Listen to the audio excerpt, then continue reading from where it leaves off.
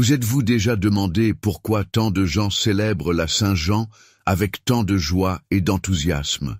Dans plusieurs pays, cette célébration vibrante et colorée envahit les rues et les cœurs tout au long du mois de juin. Mais au-delà des feux de joie et des danses, il y a une histoire riche et significative derrière cette célébration. Explorons ensemble comment la Saint-Jean est devenue l'une des célébrations les plus appréciées, ses anciennes traditions, son symbolisme chrétien et tout ce qui est consigné dans la Bible. Comme d'habitude, je vous demande votre like et préparez-vous à découvrir la véritable histoire de Saint Jean. Pour bien comprendre l'importance de Saint Jean-Baptiste et l'origine de la Saint-Jean, il faut comprendre le contexte historique et religieux de l'époque. Revenons au début du 1er siècle, une époque de grands bouleversements et d'attentes pour le peuple juif. À cette époque, la terre d'Israël était sous la domination de l'Empire romain. La Judée était gouvernée par des procurateurs romains, tandis que la Galilée et d'autres régions étaient sous le contrôle de tétrarques, comme Hérode Antipas. L'occupation romaine a apporté non seulement une oppression politique, mais aussi un mélange de cultes païens qui ont perturbé les Juifs pieux. Les impôts lourds, la présence constante de soldats romains et les pratiques païennes créaient un environnement de tension constante. Sur le plan religieux, le peuple juif était divisé en différentes sectes et groupes. Les pharisiens étaient connus pour leur stricte observance de la loi et des traditions orales. Les Sadducéens, une classe sacerdotale et aristocratique, contrôlaient le temple de Jérusalem et niaient de nombreuses croyances des pharisiens, comme la résurrection des morts. Les Esséniens, un groupe ascétique, vivaient dans des communautés isolées, attendant l'arrivée du Messie. Il y avait aussi les Zélotes, qui prônaient la révolte armée contre Rome. Au milieu de ce scénario, l'espoir messianique était palpable. Le peuple juif attendait avec impatience l'accomplissement des anciennes prophéties qui promettaient la venue d'un sauveur. Parmi ces prophéties, 2 se distinguent particulièrement en ce qui concerne Jean-Baptiste. Le premier se trouve dans Ésaïe 43 qui dit « Une voix crie « Préparez dans le désert le chemin de l'Éternel, aplanissez dans la solitude une route pour notre Dieu. » Ce passage prophétise l'arrivée de quelqu'un qui viendrait avant le Messie, préparant la voie pour lui et exhortant le peuple à se repentir et à se tourner vers Dieu. La deuxième prophétie pertinente se trouve dans Malachie 3:1. « J'enverrai mon messager, et il préparera le chemin devant moi. Et soudain viendra dans son temple le Seigneur que vous cherchez. L'ange de l'alliance que vous désirez viendra, dit l'Éternel des armées. » Ici, Dieu promet d'envoyer un messager pour préparer la voie à la venue du Seigneur, renforçant l'idée qu'un précurseur annoncerait l'arrivée du Messie. Face à ces prophéties, les attentes messianiques ont atteint leur paroxysme. Le peuple juif, fatigué de l'oppression et de la corruption, aspirait à l'arrivée du Messie qui apporterait la libération et la restauration. Beaucoup croyaient que le Messie serait un chef politique et militaire, quelqu'un qui libérerait Israël de la domination romaine et restaurerait le royaume de David. Cet espoir messianique ne se limitait pas aux érudits et aux chefs religieux, mais imprégnait toutes les couches de la société. Les hommes et les femmes ordinaires vivaient dans l'attente qu'à tout moment, le Messie puisse apparaître, apportant avec lui le salut tant attendu. C'est dans ce contexte fervent et d'attente qu'apparaît Jean-Baptiste. Sa vie et son ministère sont directement liés à ces anciennes prophéties et à l'espérance messianique qui dominait l'état d'esprit du peuple juif. Jean-Baptiste apparaît comme la voix qui crie, appelant le peuple à la repentance et préparant la voie à l'arrivée du Messie promis. Son histoire commence avec ses parents, Zacharie et Élisabeth, un couple pieux qui vivait à l'époque du roi Hérode le Grand.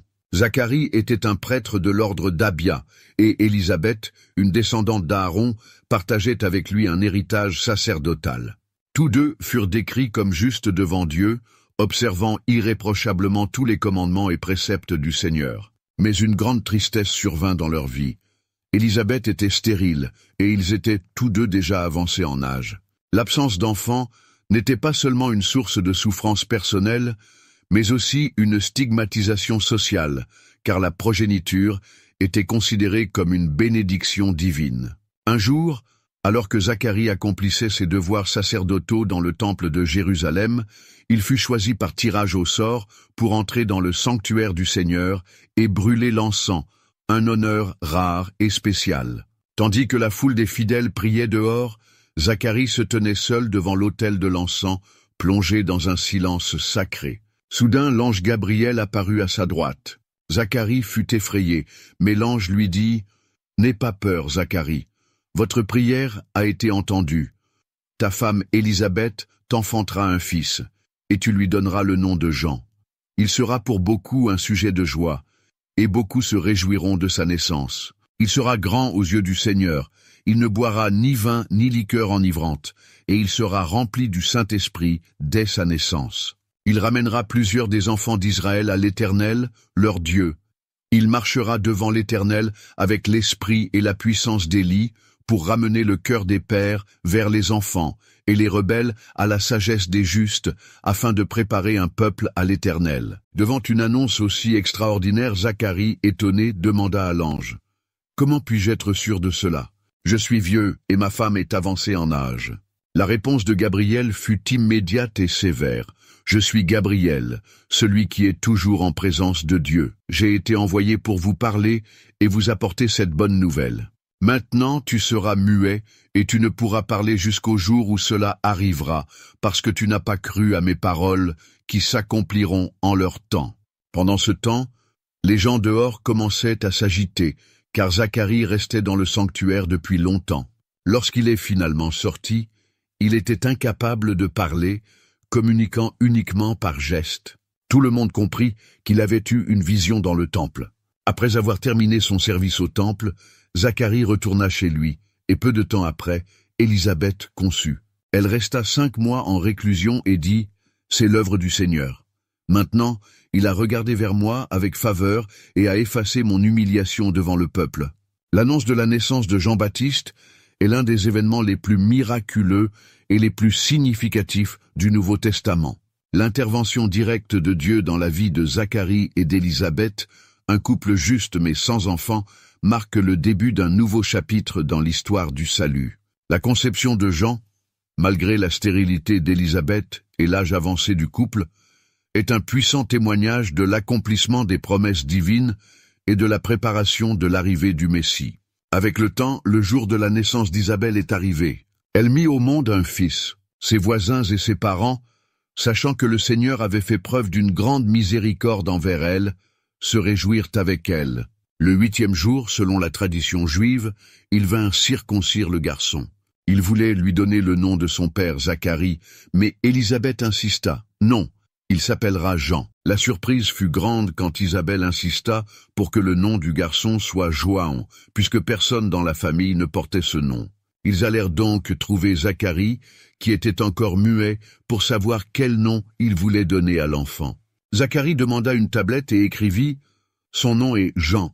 Aussitôt sa bouche s'ouvrit et il se mit à louer Dieu. Tous les voisins furent étonnés, et bientôt la nouvelle se répandit dans toute la région montagneuse de Judée.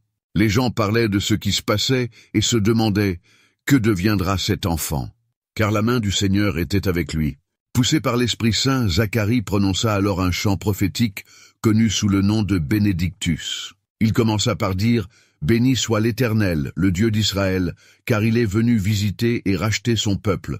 Il nous a préparé un puissant sauveur dans la maison de David, son serviteur, comme il l'avait annoncé par la bouche de ses saints prophètes des temps anciens, pour nous délivrer de nos ennemis et de la main de tous ceux qui nous haïssent. » Zacharie continua à louer Dieu pour l'accomplissement de sa promesse et prophétisa sur son fils, en disant « Et toi, mon fils, tu seras appelé prophète du Très-Haut, car tu marcheras devant l'Éternel pour lui préparer la voie, pour donner à son peuple la connaissance du salut et le pardon de ses péchés.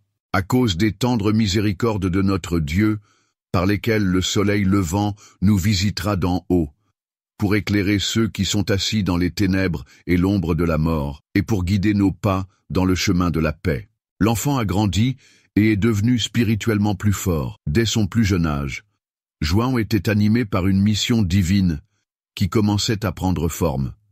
Il a passé son enfance et sa jeunesse dans le désert, loin du confort de la ville et des influences corruptrices, menant une vie de simplicité et de préparation. Il portait des peaux de chameau et une ceinture de cuir autour de la taille. Son régime alimentaire était simple et rustique, composé de sauterelles et de miel sauvage, reflétant son style de vie ascétique et dévot. Dans cet environnement inhospitalier et solitaire, John a développé un caractère fort et une spiritualité profonde, devenant de plus en plus en phase avec le but que Dieu avait défini pour sa vie. Ce fut le début d'un voyage qui ferait de lui l'une des voix les plus puissantes et prophétiques de tous les temps. En tant que précurseur, il était destiné à préparer la voie à la venue du Messie. Leur présence dans le désert et leur mode de vie ont attiré l'attention, véhiculant un message d'urgence et d'authenticité.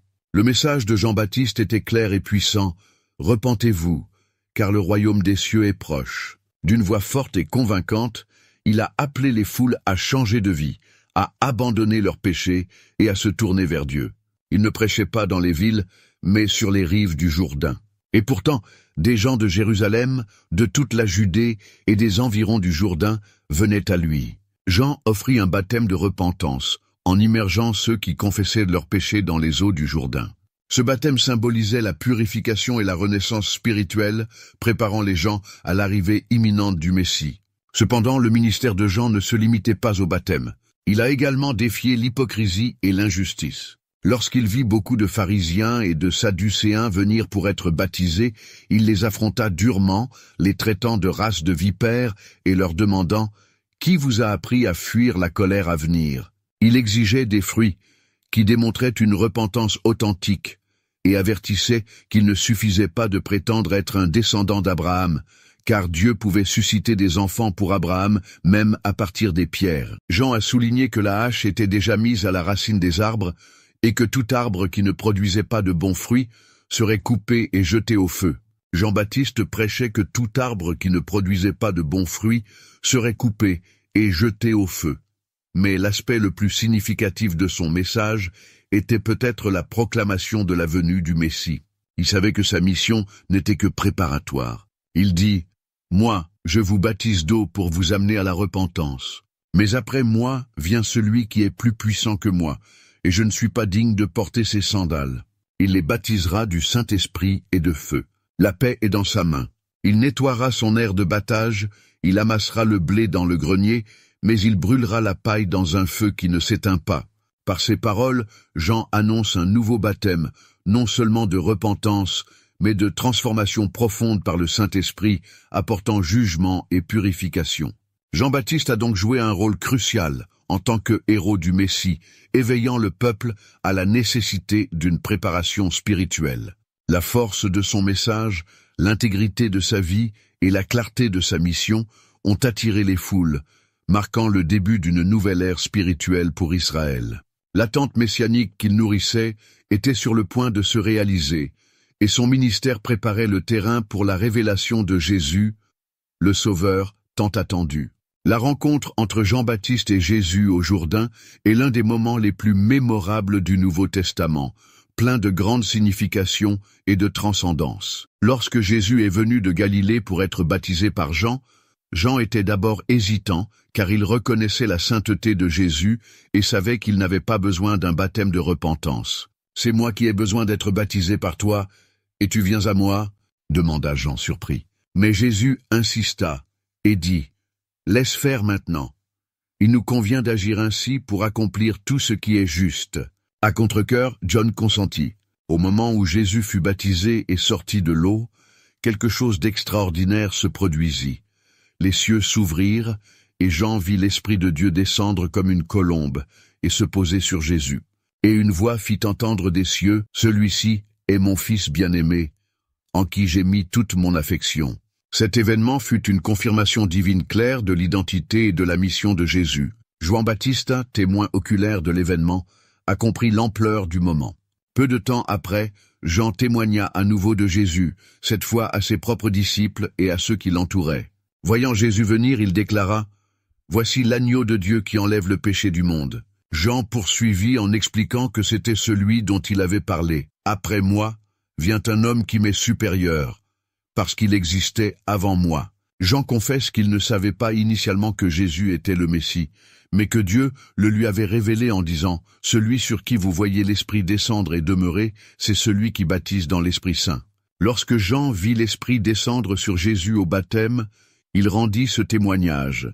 « J'ai vu, et je témoigne, qu'il est le Fils de Dieu. » La déclaration de Jean selon laquelle Jésus était l'agneau de Dieu n'était pas seulement une affirmation de son identité messianique, mais aussi une indication de son rôle sacrificiel. Dans la tradition juive, l'agneau était un symbole de sacrifice pour les péchés du peuple, et en appelant Jésus l'agneau de Dieu, Jean préfigurait sa mission rédemptrice. La confirmation divine lors du baptême, avec l'Esprit Saint descendant sous la forme d'une colombe et la voix du ciel, a été un moment d'épiphanie pour tous les présents.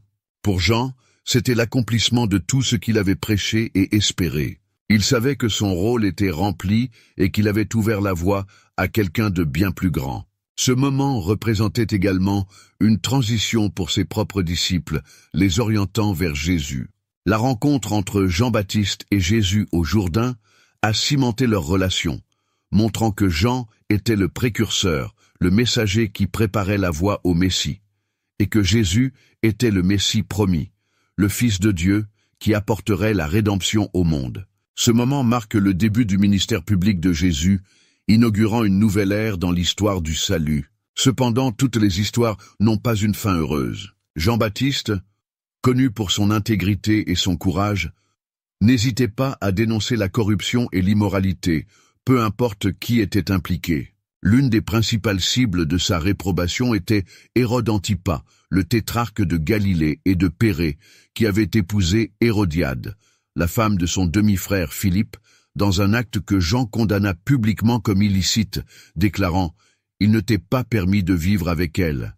L'audace de Jean à défier l'autorité d'Hérode était un acte très risqué, surtout si l'on considère le tempérament instable du tétrarque et son pouvoir absolu. Incité par Hérodiade, Hérode ne supporta pas l'accusation publique et fit arrêter Jean. Jean le Baptiste fut alors jeté dans la prison de la forteresse de Macaérus, un lieu isolé et sombre, situé dans les collines désertiques de l'actuel Jourdain. Son arrestation n'était pas seulement une mesure visant à le réduire au silence, mais aussi le reflet de l'impact et de la menace que sa prédication représentait pour les pouvoirs en place. Durant son incarcération, John a vécu une période de profonde réflexion et, peut-être, d'incertitude. Malgré cela, il continua à interagir avec ses disciples, qui venaient de lui rendre visite et le tenir au courant des événements à l'extérieur de la prison. Conscient que son temps était compté, Jean voulait s'assurer que sa mission de préparer la voie au Messie avait été correctement accomplie. Il envoya alors quelques-uns de ses disciples vers Jésus pour lui poser une question cruciale. « Es-tu celui qui devait venir, ou devons-nous attendre quelqu'un d'autre ?» Cette question ne reflétait pas un doute sur l'identité de Jésus, mais plutôt un désir de confirmation que son travail n'avait pas été vain. Les disciples de Jean s'approchèrent de Jésus et lui transmettirent le message. En réponse, Jésus ne donna pas une simple affirmation verbale, mais accomplit plusieurs guérisons et miracles devant eux. Puis il dit « Retournez rapporter à Jean ce que vous entendez et voyez. Les aveugles voient, les boiteux marchent, les lépreux sont purifiés, les sourds entendent, les morts ressuscitent, et la bonne nouvelle est annoncée aux pauvres. Et heureux celui qui n'est pas scandalisé à cause de moi. » La réponse de Jésus fut une confirmation puissante et prophétique, faisant écho aux paroles d'Isaïe, et montrant que les œuvres du Messie étaient en train de s'accomplir. En recevant ce message, Jean-Baptiste reconnut que Jésus était bien celui qui avait été promis, l'accomplissement des prophéties, et que son propre rôle de précurseur avait été complètement accompli. L'emprisonnement de John n'a pas fait taire sa voix ni diminué son influence. Ses disciples ont continué à honorer et à propager ses enseignements, et son courage face à Hérode est devenu un témoignage de l'intégrité et de la force de son caractère. John est resté ferme dans ses convictions, même face à la prison et à l'adversité, démontrant que son engagement envers la vérité et la justice était au-dessus de toute peur humaine. L'emprisonnement de Jean-Baptiste, loin d'être une fin, marqua la continuation de son influence spirituelle et morale, préparant la voie à l'œuvre rédemptrice de Jésus. Quelque temps plus tard, lors de la célébration de l'anniversaire d'Hérode, une grande fête fut organisée, remplie d'invités influents et nobles de la région. Au milieu des festivités, la jeune Salomé, fille d'Hérodiade et belle-fille d'Hérode, Salomé fut appelée à danser devant les invités. Sa danse enchanta Hérode et ses serviteurs, et dans un moment d'enthousiasme, il fit une promesse exagérée. « Demande-moi tout ce que tu veux, et je te le donnerai, jusqu'à la moitié de mon royaume. » Sur le conseil de sa mère, Hérodiade, Salomé fit une demande inattendue et terrible. « Je veux que tu me donnes maintenant sur un plat la tête de Jean-Baptiste. » Hérode fut profondément ébranlé par cette demande. Bien qu'il craignait Jean et qu'il le savait juste et saint, Hérode avait fait une promesse devant ses invités, et par orgueil et pour tenir parole, il se sentit obligé de l'accomplir immédiatement. Il envoya un bourreau à la prison avec ordre de décapiter Jean-Baptiste. Dans le sombre cachot de Macaérus, John a été brutalement exécuté. Sa tête fut apportée sur un plat et donnée à Salomé, qui la porta à sa mère, Hérodiade. Cet acte barbare était le résultat de la vengeance d'Hérodiade contre Jean, qui avait dénoncé publiquement son mariage avec Hérode. Après l'exécution, les disciples de Jean, toujours fidèles à leur maître, allèrent recueillir son corps avec beaucoup de respect et de tristesse. Ils l'ensevelirent et annoncèrent à Jésus la mort tragique de Jean. La décapitation de Jean-Baptiste fut un moment de profonde tristesse et d'injustice, mais elle marqua aussi la fin de son rôle de précurseur du Messie. Sa vie de dévouement, de courage et de sacrifice n'a pas été vaine. Il a accompli sa mission divine en préparant la voie à Jésus. La cruauté de sa mort a mis en évidence la corruption et la décadence morale de ceux qui s'opposaient au message de repentance et de justice qu'il prêchait. L'héritage de Jean-Baptiste est d'une grande importance, marqué par son rôle fondamental dans la préparation de la voie à Jésus.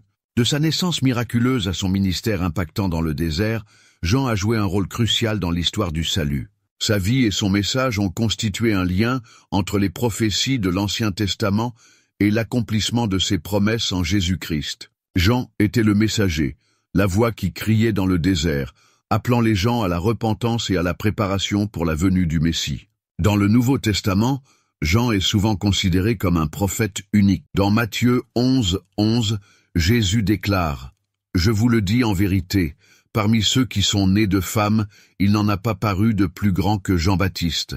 Mais celui qui est le plus petit dans le royaume des cieux est plus grand que lui. » Cette déclaration souligne la grandeur de Jean en tant que dernier et plus grand des prophètes de l'Ancien Testament. Mais elle pointe également vers la nouvelle ère inaugurée par Jésus, où tous les croyants ont un accès direct au royaume de Dieu. L'origine de la célébration de la Saint-Jean remonte aux premiers jours du christianisme, lorsque l'Église catholique et d'autres confessions chrétiennes ont commencé à honorer les saints et les martyrs avec des festivités à des dates précises. Saint Jean-Baptiste, en raison de son importance en tant que prophète qui a annoncé la venue du Messie et baptisé Jésus dans le Jourdain, a bénéficié d'une célébration spéciale. La Saint-Jean est célébrée dans de nombreuses régions du monde, en particulier dans les pays de tradition chrétienne comme le Brésil, le Portugal, la France, l'Espagne, entre autres. Cette date honore Saint Jean-Baptiste, figure importante du christianisme, connu comme le précurseur de Jésus-Christ.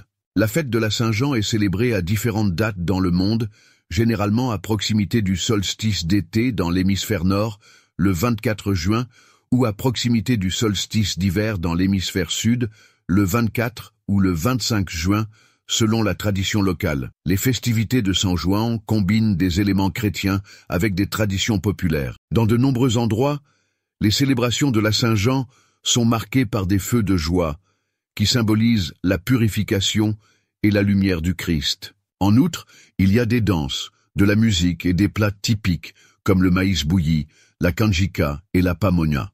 Les célébrations comprennent également des rituels qui trouvent leur origine dans les traditions pré-chrétiennes liées au solstice, comme le saut par-dessus des feux de joie et la combustion de poupées de paille, ainsi que la distribution de nourriture.